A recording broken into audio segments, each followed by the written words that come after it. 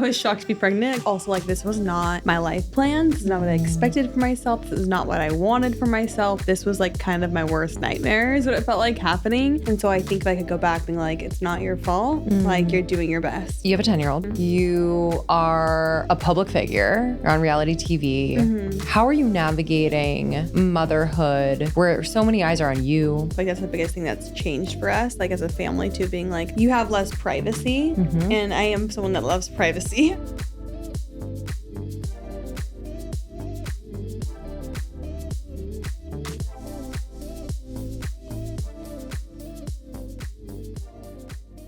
Hello, everyone. Welcome to Almost 30 Podcast. I'm so glad you're here. I'm Lindsey, if you're new to the show. And normally I'm sitting down with my co-host, my best friend, Krista Williams. But we are on opposite coasts. I live in New York. Krista lives in LA. And we do our best to travel back and forth to be together for these intros. But this one needed to be recorded. And so I'm sitting down to do it. I am so glad you're here. I'm thankful that you've chosen Almost 30 amongst the many podcasts out there. We have been doing this for almost 10 years now and started in our late 20s when we just felt like, life wasn't working out the way that we had envisioned. And really, it was a very, very potent time of change, transformation that felt like our lives were ending, to be honest, and just falling apart. But we wanted to talk about it. So that's the beginnings of Almost 30, and it's just become so much more, and a huge part of who we are as our community. So thanks for being here. We love you guys. And I want to get right into this episode today. So I sat down with Mayci Neeley. Does that name ring a bell? I know a lot of you out there are reality TV girlies, whether you admit it or not. Sometimes I find myself just like pasted in front of the TV and with some of these reality TV shows. So I totally get it. It's fascinating. It's fun. And sometimes a little brain rot that I love. But I was really interested to sit down with Macy. Her new book, her memoir, Told You So, is out now. And I was just taken aback by her life story. And one that she shares so beautifully and vulnerably in the book. And it reminds me that like who we are seeing on these reality TV shows are actual human beings with stories and experiences. And maybe we hear about them on the show, maybe we don't, but I don't know. I was so excited to sit down with her. So you know her from Secret Lives of Mormon Wives, or, her virality on Mom Talk. She is incredible and so much fun. She's had many viral moments, but she's also just a deeply thoughtful storyteller. And as I said, her new book, Told You So, is just a really honest and moving memoir, a memoir that like I haven't read a memoir in a while, and I was just very, very moved by it. It tells a story of her growing up Mormon in California, navigating that gray area between faith and individuality, surviving abuse, losing her partner while carrying his child, and just really slowly rebuilding a life that's rooted in her own truth, healing, and forgiving herself. It's really raw and it's super brave, I think, as someone who's written a book. I know those moments where you know that writing this is going to be incredibly supportive and helpful for people, but it doesn't mean it's easy. And she's really telling her story on her own terms. So I'm very excited to share this conversation. We do get into the tough stuff in this conversation, talking about grief and loss, her experience with abuse and the intricacies and complexities of that experience. Just that like power of shame that really can take over your life and how to release it. We talk about motherhood, just a really beautiful journey for her, and one that I think a lot of you will relate to, just how a child can transform your life and really root you in what's important and what's true. We also get into purity culture. I asked her a lot about, growing up Mormon. How did that affect how you see yourself and your body, and just perfectionism, because I think there's a lot of like expectations, especially in that religion. So yeah, it was fascinating. I'm excited. I thank you for picking this one.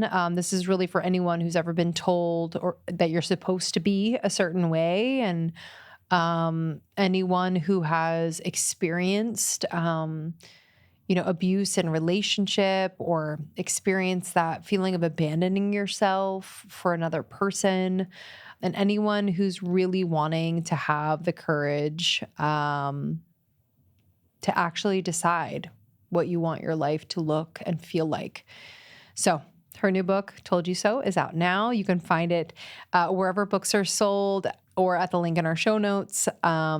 Yeah, thank you, Macy. Thanks for coming in person. It was a joy to have you. You can watch this one on YouTube, but didn't mention that. All of our episodes are on YouTube, which is great. If you want to see us right now, I'm wearing an oversized sweater. It's that season.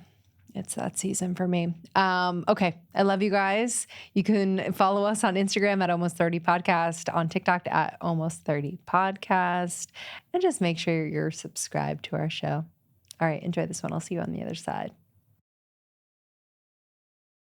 I'm so glad you're here in person. I'm so excited. I think so in person is way excited. better than virtual for me. Like, I don't really like virtual. Me too. I feel like I'm it's distracted. like the Wi-Fi, it's a little blurry. It's just like not the same. Yeah, it's the best. And Yeah. I know we have a lot of fans listening in our audience, which is so fun. But I just want to congratulate you first on the book. Today's the day it's coming out. That we're sitting down, and Krista and I know what it takes to put out a book, and it's no small feat. And it's also just, there's something like spiritual about the experience too, and it's such a personal process, especially a memoir like this, especially where you were willing to go and what you shared. And I could not put it down. And I just feel like there are so many aspects of your story that people are going to not only relate to, but just feel really moved that you've been able to create such a beautiful life presently. And you've been through so much. Yeah. I think it's hard for people sometimes to visualize that for themselves when they're in the thick of it. Oh, yeah. It was very hard to visualize. I never expected I'd be like where I am today. Yeah. So take us back. People are going to get the book, but, you open the book with such just an intense moment in your life. And you're 20 at the time? How old are you? 19. 19, okay. Yeah, so I was 19 when I found out I was pregnant. But with my abusive relationship, I was like 17, 18, a little bit 19, It was kind of like the end of the 17, the beginning of the 19. Yeah. It's a little over a year. And being 19, becoming pregnant, what was your just emotional initial journey through that? Because I can imagine how you grew up and the expectations and just, I think the perfectionism that comes up in various ways in which I deal with that perfectionism as well. Like just kind of having something that happens that you don't expect, and then having to tell the people you love and make plans for the next thing. Like what was happening at the time? Well, first of all, I feel like I was shocked. Yeah. Like I was shocked to be pregnant, because also like this was not my life plan. This is not what I expected for myself. This is not what I wanted for myself. Like this was like kind of my worst nightmare is what it felt like happening.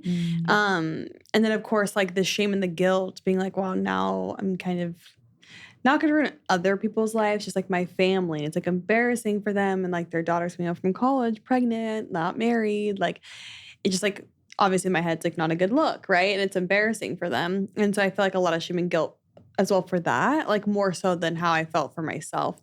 And so I think, the whole thing was just hard to process. And like, I didn't know what I was going to do. Like I didn't know where I would go, where I would be. It was a lot all at once, for sure. And you write in the book just about your family and how,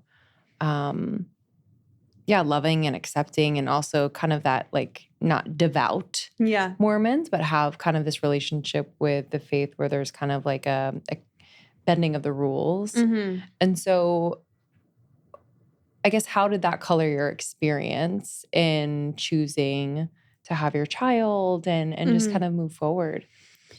Yeah, I think it's just because my parents were a little more chill. Like they were also navigating it with me. So I have to be clear on that. Like they were kind of figuring out what to do, because it isn't a normal situation like for a Mormon family, I feel like, to go through.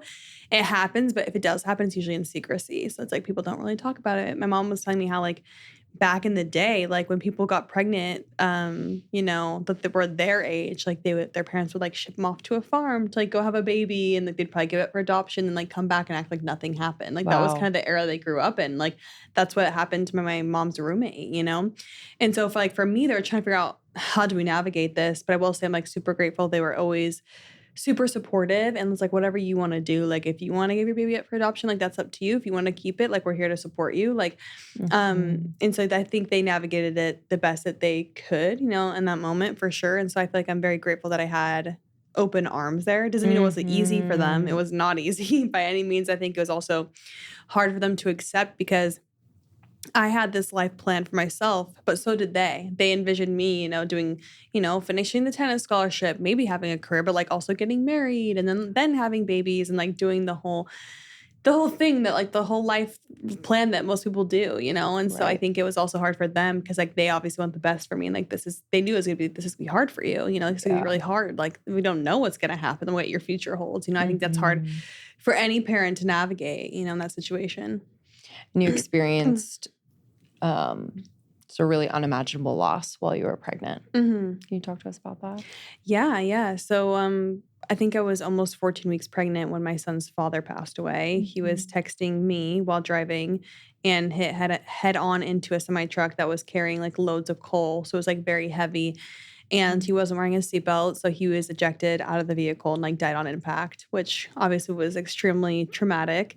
Had a very, very hard pregnancy because I was extremely depressed. And I think in the past I used to think of depression as a choice because I never had been through it until I experienced it like hands-on like that. And I was like, this is not a choice. Like it was like so debilitating that it was miserable. I was miserable.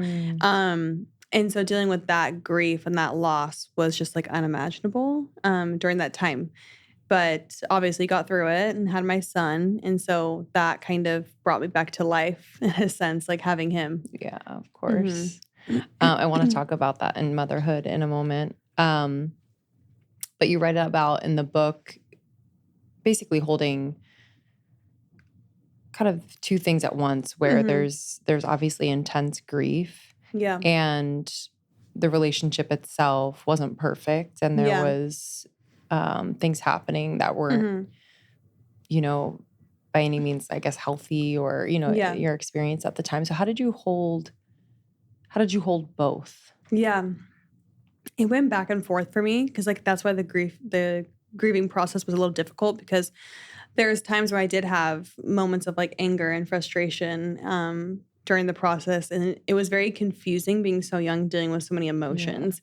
Because then I'm also feeling so much sadness and like grief and like depression at the same time. And it was very hard to navigate. But I think over time, I mostly just felt the sadness and depression and like longing for this person to be here, regardless of what happened. It was like I only had love in my heart, but it's still those moments where like, oh, I can't believe like this happened, would definitely come back in my mind for sure. But for the most part, I had like nothing but love. And like the only memories I had were like the happy ones, which I was so glad to have. And that's what I want my son to know, is like the happy stuff, like all the good stuff, because when I look back, I'm like, we were kids. Like everyone makes mistakes. Like we were so young. And I think that's what's hard to process sometimes. I'm like, well, we were like literally 19. So like we were just babies out of high school, dealing with all this. We all make mistakes and nobody's perfect. And so I think as I've gotten older, like realizing that helps the whole process and the grief and everything make more sense for me. It's crazy because when I was reading the book, I kept having to remind myself how young you were. Yeah. During these points in the book, I'm like, wait a second. Like, you're literally a baby. You know what I mean? And just thinking about, like, we've done this a little research because of our podcast, but Yeah.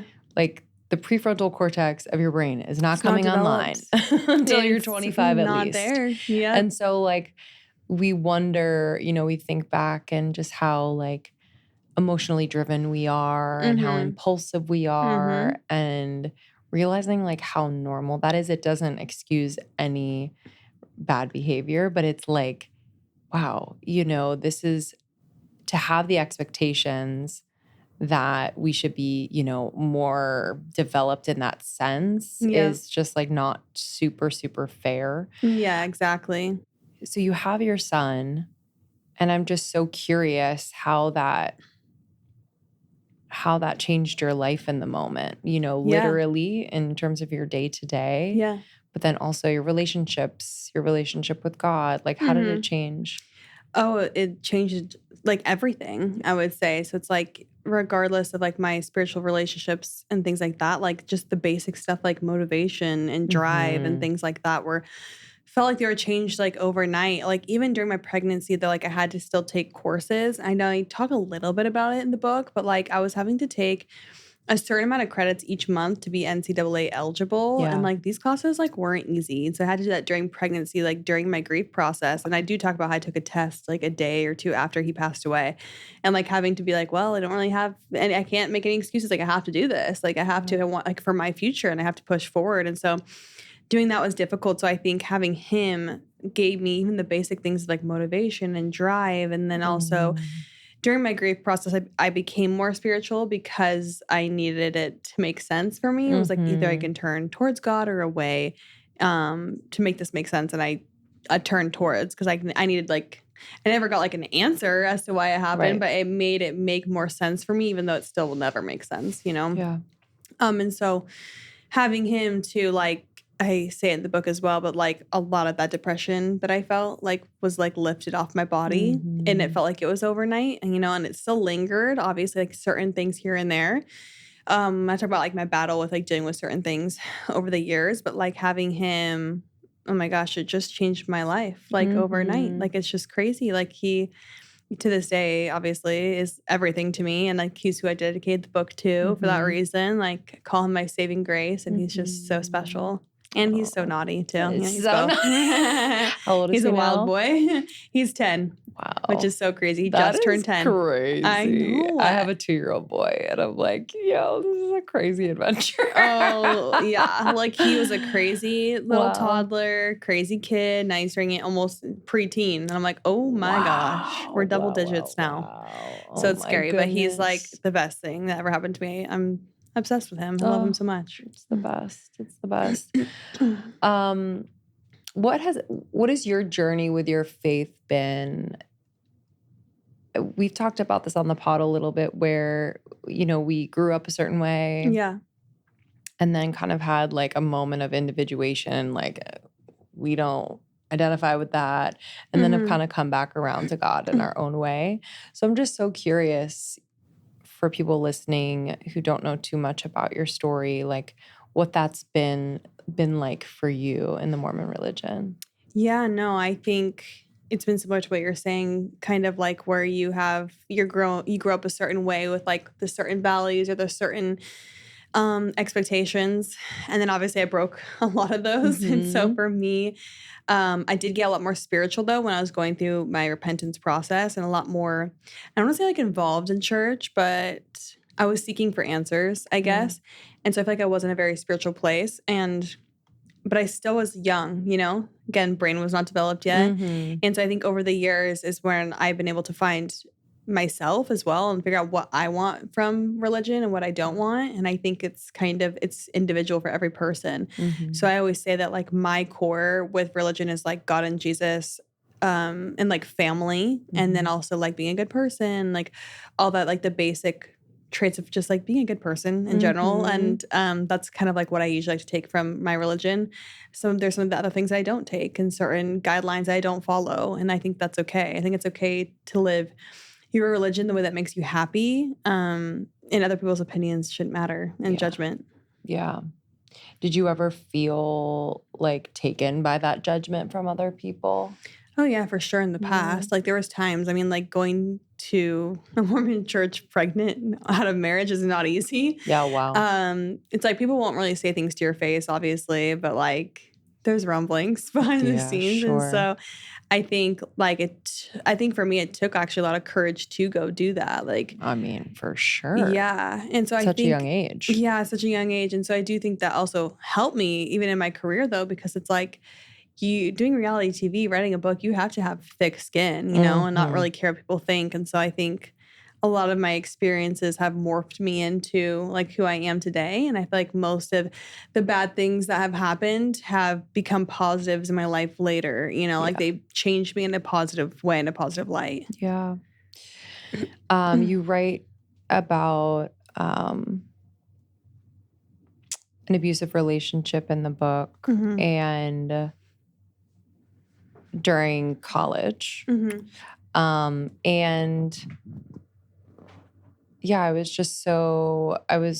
so blown away by just your vulnerability in that, because I can imagine it takes a lot to write that down, and to kind of like relive that.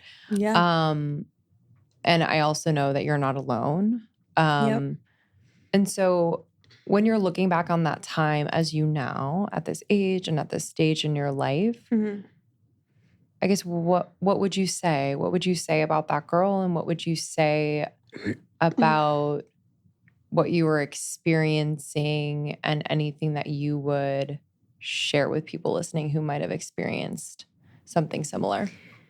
Yeah, I mean, I think I would look back and say, if I were to talk to my younger self, like, you're doing your best. Because I think for me, I held a lot of guilt and blame on myself for years from it. So I think that's the hardest thing for me to get over with the hurdle of, the recovering from the abuse, is that I blame myself for a lot of it. And so I think if I could go back being like, it's not your fault, like, you're doing your best. And I think that would help the future me to heal over time. And as far as like other people, I guess, who are recovering from it, it's just like it comes and goes in waves. Like to this day, it's been 12 years since the abusive relationship, and I still have moments that are hard for me. Like this many years later, like writing about it was hard for me. Sometimes like my new relationship with my partner, like sexually, is hard for me because of the sexual abuse that I have been through. And like sometimes you think like, oh, why am I not like getting better? Like why is this still happening? And healing is just different for everyone. Like you don't have to be discouraged because maybe you still are struggling with things years and years later. Cause like a lot of people are, I still do, I feel like it's fairly normal when you experience things that are very traumatic. And so I think just trying to stay positive and knowing like you're doing your best to heal and like get better, and also like educate other people. Like I think that gives me purpose, is telling this story. It's like I feel like it heals me in a way because I'm able to hopefully help other women prevent this from happening to them. Like if they read it now, it can prevent this. Or maybe they're starting a relationship and there's some red flags. Maybe they can read this and be like, oh my gosh, like this is happening to me. Like I better get out now before it actually gets bad. So I feel like in a way, helping other people heals me as well. Like I just want to help so bad. And that's why you see me on the show with Taylor and her situation. It's like I am so involved because it's like it's almost helpful for me because I don't want anyone to experience that, because it's so lonely. And it's so isolating and stuff going through it, even though there's so many people that experience it. When you're going through it, you feel alone, like you feel trapped. And so it's like I don't want that to happen to other people. Yeah, I really felt that like trapped, like as time went on and more things happened. Yeah. It's like you kind of build this like fortress around yourself where it's like not you building it, but the experiences of trauma that put you into that like freeze and shock. And then I can imagine, with or without Mormonism, like there's shame, right? Yeah. But I can imagine that there's like kind of an added layer with, you spoke about going to repentance. Am I saying that right? Yeah, just repenting. You're repenting? Yeah. So it's just that added layer of like, something traumatic just happened to me. And also I have to go tell someone about it. Yeah. And I'm going to be looked at like I did something wrong. Yeah. Was that the feeling? Yeah, I think so. But it's like, it does always feel like an expectation too, just because it's like, that is just all I knew. And it's all my parents knew. So like, this is kind of like, they're kind of like, well, this is the route you typically take, like. Sure. you know, I think we're just kind of going with the motions, you know. Yeah. I assume if my parents knew how poorly that would have went for me, that they wouldn't have had me do that, Right. you know? Right. But yeah, I think it's just like we are just learning from our experiences, you Yeah. know? Yeah. And it's hard to navigate something that you've never been through. Like, I always see that Totally. TikTok where it's like, remember, like, this is your parents' first time living too, like living life, and they're experiencing things for the first time. So And like, true. I think we're all just, you know, trying our best to be happy and like Yes. make life the best we can. Yeah, totally. Yeah, I think so much of adulthood is, yeah, you're continuing to do your own healing, but then you're also like looking at your parents and when they were this age and what they were doing and the decision, you Mm-hmm. know, and just having like a lot more, it's getting to the point where you have a lot more compassion for them Oh, and yeah. forgiveness and just like, oh, wow, you're humans too. It's actually crazy too, even just like parenting. I'm like, Oh my things that my God. parents did back then, I'm like, you're so annoying. And then like I do the same thing now, and I'm like, Give me an oh. example. Just like my mom does this too, like where she'll kind of like she like scared us a lot growing up so Yeah. that we wouldn't get into trouble or like do things that like maybe she was afraid of happening to us. So it's like, Yeah. or like don't go over there. There's like a scary guy over there. Like be careful. Like, and then there's not, Yeah. right? To kind of scare you to like not like run away from her so she doesn't like lose you. Uh-huh. I started doing that when I had my son. And I was like, no. I was like, I hate that I do this, but also it's like it works. It works. So I was like, I it's like I just want to keep you safe. So how do I do that? Because you won't I listen to me. If I'm like, don't run in the street, know. you'll get hit by a car. It's like, great, I'm gonna do it then. It's I like that's like what my kids know. do. I'm like, great, cars, let's walk right into them. You know, it's like, oh, this is scary. Scary guy over there. Be Yeah. careful. I mean, yeah, it's you kind of realize those crazy moments where you looked at your parents when you were younger and you're like, why are you being psycho or I overreacting? know. And I do the You get same it. thing. The other, I guess, example I have is like, and it drives me nuts that I do this, but it's like, I'm always like, when I was your age. And now I'm like, oh. So what we had growing up, I was like, when I was your age, we didn't have social media. We didn't have TVs or something, you know? And No. like now with my kids, I'm like, say the same thing. Like when I was your age, I had to be bored. I had coloring books. I didn't have a phone where I could watch YouTube on it. So like, you're not getting it, you know? I just saw a reel today about millennials and just how like, you know, we have the experience of growing up with like no social media. Yeah. And we're kind of like that bridge, Mhm. you know, we've like dipped our toes in the old world and now we're in the new world, whatever. Yeah. And it was like very nostalgic. And, you know, you would like, after school, you go out to play until like the sun started to come down a little when the bit. lights You come would turn home. on, you're like used to come home. And like you'd have to knock on your Yes. friends' doors to see if they're home. Yes. Or call like the landline. The landline, baby. Oh my gosh. Talking Those on are my the room good phone. old days. That was old fun. The days. childhood was fun. Tell me, so you have a 10-year-old. You have a 10-year-old. Mm-hmm. You are a public figure. You're on reality TV. Mm-hmm. How are you navigating motherhood where so many eyes are on you? Mm-hmm. You know, I can imagine like your son is aware of what's happening. Like, how are you navigating that? You know, it's like I'm just trying to do the best I can and figure it out. It's like me and my husband try to figure out how to navigate this best because this is new for us. It's like, how do we do all of this? And so like our kids, we have taken them offline, like for the most part. It's like every once in a while, if I want to post like a family photo, like maybe I'll show their faces and stuff. But like for the most part, I've been in the last year and a half been more private about like what I'm sharing with like my kids and things like that. And then my son like knows that like, and it's funny. It's funny and hard because he like wants to be on the show. Sometimes he sees them filming and he like tries to come and like walk in like while we're filming. I'm like, Hudson, like, and like both my kids like they see the cameras out there kind of like going in the middle of them. So it's kind of like it's hard to navigate too because I don't want to be like get off. You know what I mean? Because I don't want to feel weird and like it's like the secret thing or anything either. So it's kind of tricky. But my son knows about the show and stuff like that. So, but I do tell him like don't like tell people at school like just don't tell him about it. Like let's just keep this like private. Like want to keep it private because you know he likes to brag as a kid and be like, my mom's famous. She's on a show. And I'm like, don't say that. Like I'm not famous. So don't like go saying that to people. Like so it's kind of funny, but like he obviously like thinks it's cool, you know. Of course, but it's like normal for them now. It's not like it's anything like weird. Like they know the film crew comes, like they know a lot of the crew, like the producers and things like that, and they like play with my kids and stuff. And like honestly, it's having them around, like, production sometimes feels like a second family. Like, you start to, like, interact too. Like, you're like, I'm not doing that. Like, you start, like, having it's almost like sibling relationships with, like, people you work with. Honestly, it's like, Totally. hey, it's honestly great. Like, you kind of miss them when they're not around sometimes. Totally. Oh, Yeah. that's so sweet. How are you navigating social media with his age? I'm curious for myself. Oh, like I'm as far as asking like what I'm gonna do when he gets older. Well, right now it's like no social media. Sometimes he like will go on YouTube, but like Does he have a phone? no, Okay. no, and he won't get one until he's older. Love that. And then even then, I obsessed with like that. in my head, I'm like, I don't like me and my husband. Like, I don't think we want him to have social media until Yeah, he's like same. 18, like out of the Same. house.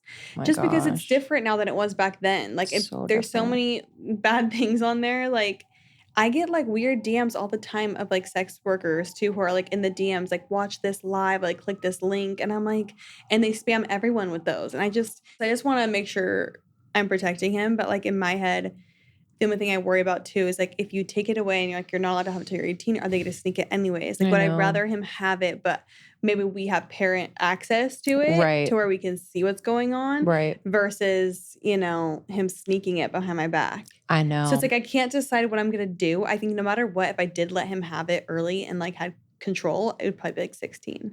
Yeah. Yeah. Is what I'm thinking. I know. I feel like it's harder for girls though, because like with girls with social media, people are mean and they're bullies. And I think girls sometimes take that more seriously, especially when like people are commenting on like body image and like the way they look. And like I feel like it's harder for women. Yes. So I think with my daughters, I might be even more cautious than my son. So it's like it's hard to say like, but definitely when they're older, like if they can't have it young, if they get a phone, I might get one of those like Gab phones where they can only like call their parents and stuff. So I'm wondering how to have the conversation in our home where like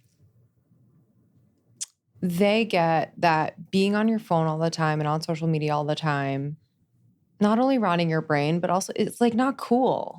And it doesn't make you happy. Exactly. It's like get outside. Like how do I guess you model it, you know, and you create experiences for them so that like, you know, their actual life feels just that much more like exciting and just something they want to engage with. And that's the thing too. It's just the way that we were raised. Like, it's like I want my kids to go outside, like touch some grass, like go outside and play with friends in the street. Like, don't be even video games. I don't say I'm very strict on, but like there's a certain allotment of time. Totally. Like if you get to play it during the day, like it's only a certain amount of time. Like it's not. I just want them to go outside and be like normal kids and not be like on screens all day. You know. Same. So there's certain friends that he likes to play with, and I'm like, I don't think you can't go play at their house. I know you're gonna go over there and just play video games, and you're not allowed to do that. I know. It's like it's hard too because if they don't get it from your house, they're gonna get it somewhere else. And that's the thing. It's really the hard. Friend with the most access is like what your child's access is probably going to be. That's what's hard. Unless you're like you can't go over there, you can't hang out with them. And then it's like you don't want to be that parent who's so strict, you know. And it's like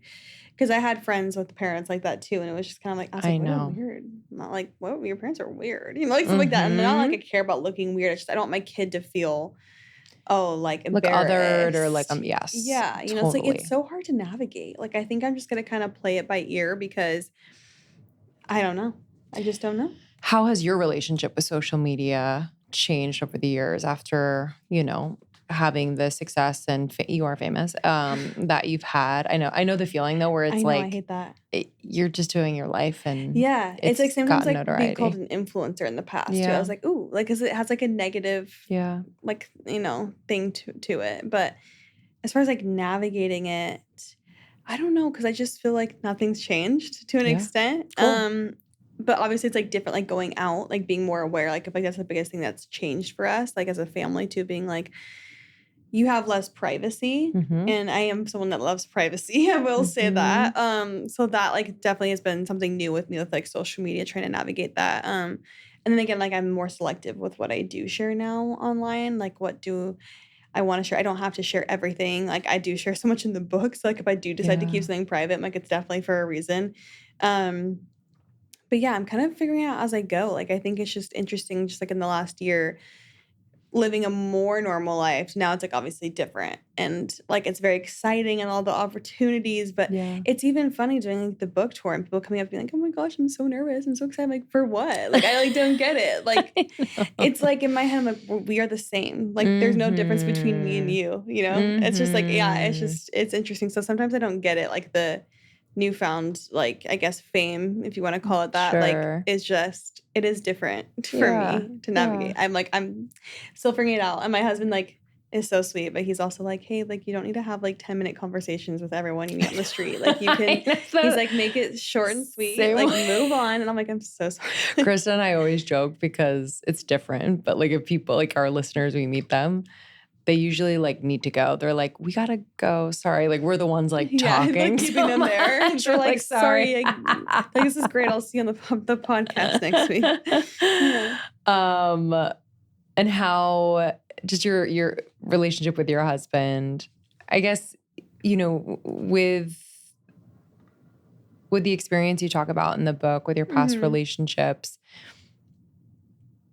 because I know you're not unique in this sense where, you know, people are bringing their stuff into their relationships. And so I guess, do you have practices or just ways in which you stay connected to your husband and just supporting of each other's continued healing? Because it's like you don't heal everything and then get married. It's like it continues with your person. Yeah, for sure. I think he is very supportive in the sense that he's like, hey, like, do you need to go back to therapy? Like, are you like, let's get you back in. Like, if you're having struggles, like even like when I started writing the book, like officially, he was like, hey, like maybe you should go back to therapy to help you through this. Cause it's like, obviously it can be really hard and traumatic. And like, he knows like those days where I have long days filming the show, or maybe it's like I was writing the book and it was like a sad area of the book that I'm writing. He was like, he allows me to take some space. Like, why don't you go relax? I'll put the kids to bed. Like, he's very good at like protecting my peace, I would say. And so I feel like we try to hold time for each other and like check-ins, and like as far as like our relationship too, like when we're filming, at least last season, right now we have no time, but like last season he was very good at like, he would schedule dates and stuff for us like every week, being like, okay, like I scheduled the babysitter to come so we can like go on a date, you know, like so we have time together, because it is hard like with the lifestyle now, like trying to find time to like have quality time with your partner. Like I'm exhausted by the end of the night, especially being a parent and stuff. So it's hard to have those moments together where you're like really connecting. Especially with how much like work we have going on. Cause I lay in bed, I'm like, I just start working on my phone, you know? And so I'm definitely trying to learn how to balance it. But I think for us that's worked in the past is like, hey, let's like schedule time for each other, like quality time. And then we both have agreed to do this, which we haven't done it yet, but we need to just put our phones away at night. Because a lot of times I just start working. I'm like, well, I need to post this, or I need to do this, you know?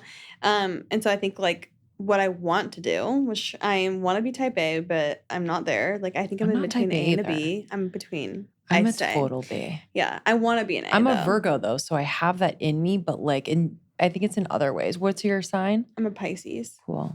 So I don't know what that means as far as organization. Maybe it's a B. We'll talk about it. Yeah, I don't know. It's you. I think we'd have to know more about the chart, but I think there's like a wateriness where it's like a little more fluid, less structured. Yeah. So I feel like what I want to do though is I want to have like, okay, like these are the working hours. And then like once that ends, like phones away. Like I want to make sure I have a couple quality hours with my kids, and then with my husband, you know? So that's what I want to do. Does that always happen? Absolutely not. Yeah. And it's also because my son's 10, so he has the baseball practice, the basketball practice, the football practice. What? Yes. Yo. My husband signs him up for so many sports too. And my daughter has like soccer, gymnastics, and like t-ball. And so it's like doing all of that with this I forgot career. That's coming. Yes. And it's like, but I want them to have the normal life that I did. So it's like they are going to have to do all the sports. Like whether, and I try to go to all the games. Like I don't want my schedule to ever interact with that, because I, you know, it sucks if you don't have your parents there. Like oh my God, of course. Yeah. Yes. And my son's about to hit the age where it's like they don't care about their parents anymore and they just want to be with their friends. So I'm like, oh, I'm gonna like milk this while I can and soak it in before he hits like 13. And he's like, I don't care. You know? I was just talking to a friend the other day whose daughter just turned 13. She said literally to the day, like, wanted nothing to do with me. She's like, I'm struggling. Oh, like really I'm sad for that day. Really hard. Yeah. Like my son will still hold my hand and he'll still like sometimes kiss me in the lips, which is shocking to me. Wait. I love that because my husband always like, he's like, why do you kiss him on the lips and all that? I was like, you don't understand. I'm like, you don't get a mother's love. Literally, I'm like, this. Yeah. It's not creepy. It is it's everything. Normal. It's so normal. Of And like, course. and like he'll come up to me and like want to kiss me. And I'm like, okay, let's keep this energy because I love it. Like, don't change it. There's nothing better, mama's son. Oh my I'm like, gosh. and one day that won't be what it is, you know? He'll be a stinky little teenager. So He's stinky. too cool. I think he thinks it's cool though. I'm kind of lucky I'm in this position where I still like I'm kind of on TV, right? So then he's like thinks I'm still a little bit cool and then he doesn't want to admit it because I'll say some of the slang that he said at school and stuff, and then he was like, oh, like he'll like smile and he's like, so I'm like, gotcha. I'm like, your mom's still cool. That is so cool. So I'm like trying to keep up with him. He'll teach me all the slang. Like I guess right now is like 6, 7. Don't know what that means. What is that? Does anyone know? You know. Tell me. It's just some stupid thing.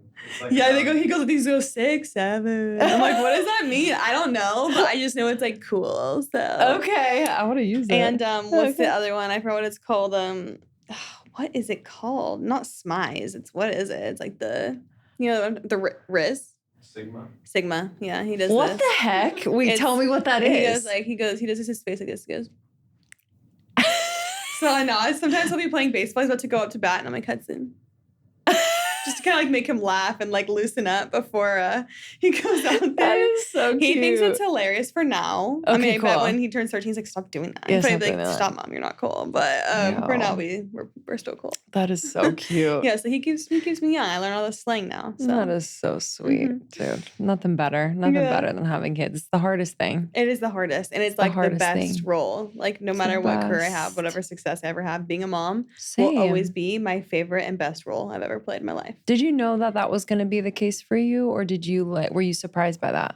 I feel like I was surprised by it because I was the baby of the family. So it's like I didn't have younger siblings to kind of like learn from. And so I just didn't really know what I was doing and stuff. And I think when I had my son, it's almost like nature's instincts like kicked in for me. I don't know if everyone has that because I think one of my sisters, like she's like, I didn't really feel that. But some people do where it's like I just felt like I knew what to do. Like just like naturally. Like which is so great. Is I think it's just and I said this before, I've never felt love in my entire life until I had my son. Like, obviously I've had love, I've had relationships, but I'm like, I've never had like true, real, authentic love until I met my son. And then I really knew what love felt like. 100%. Yeah, it's crazy.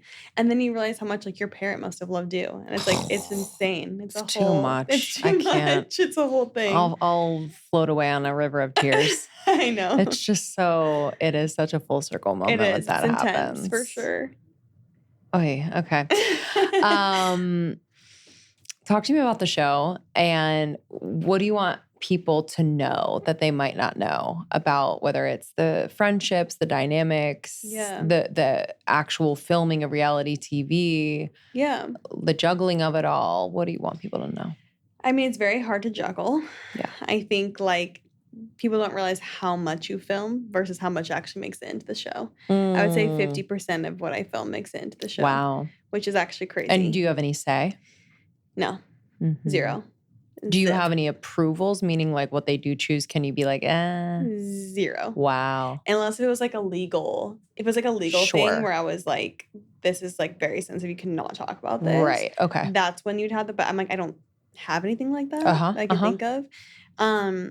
So that, and then as far as like everything else, like I feel like people are only seeing still a glimpse into our lives. Yeah. And so, because there are so many of us on the show, so it's like you're only seeing such a small part of our lives, even though you're seeing us every 6 months pretty much on your TV at the new season. It's like there's so much more to all of us that you don't see. Right. And that's why I was excited to write the book. Like now you can see, like mostly like my story and like what I've been through. Yeah. But obviously there's still like a lot more to me. Like I feel like I'm kind of funny sometimes. Like me and Michaela we both think we're like funny, but maybe we're not at all. I just don't know. But like it's hard because like you can't always show that humor on the show because like sometimes that stuff gets cut out and I wish it didn't. But stuff like that, like even though like we're fighting a lot on the show, whatever, and by we I mean most of them. I don't fight too much, but even though there's a lot of fighting, there's so many fun moments where we're all just like dying laughing and having such a good time. It just doesn't always see the light of the day.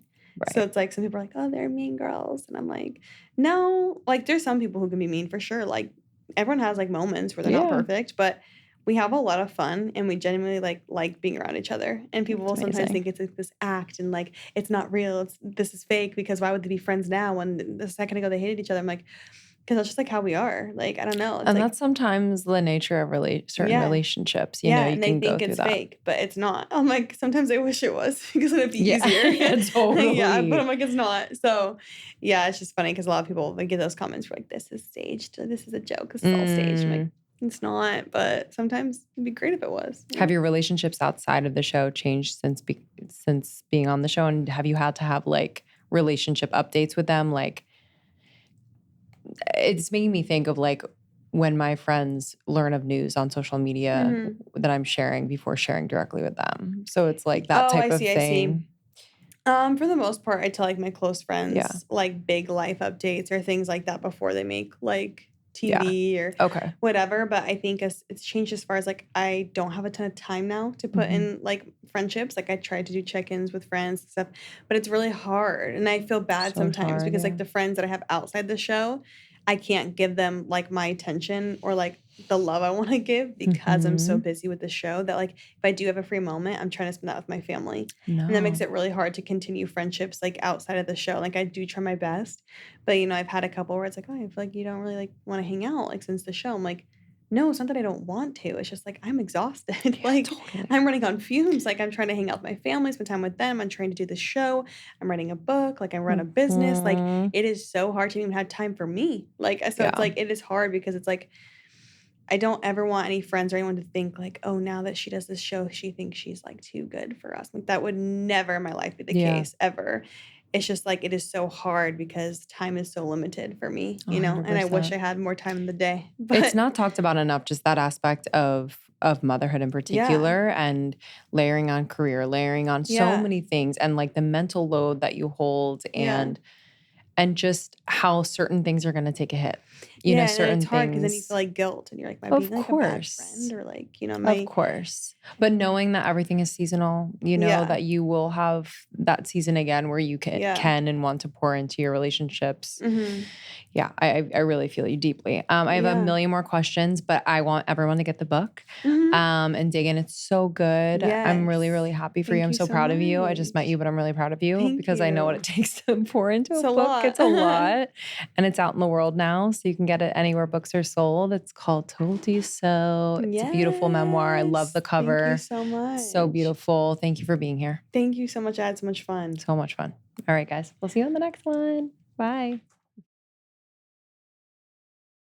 Thank you so much, Macy. What an incredible conversation. I'm so grateful we got to chat, sit down together.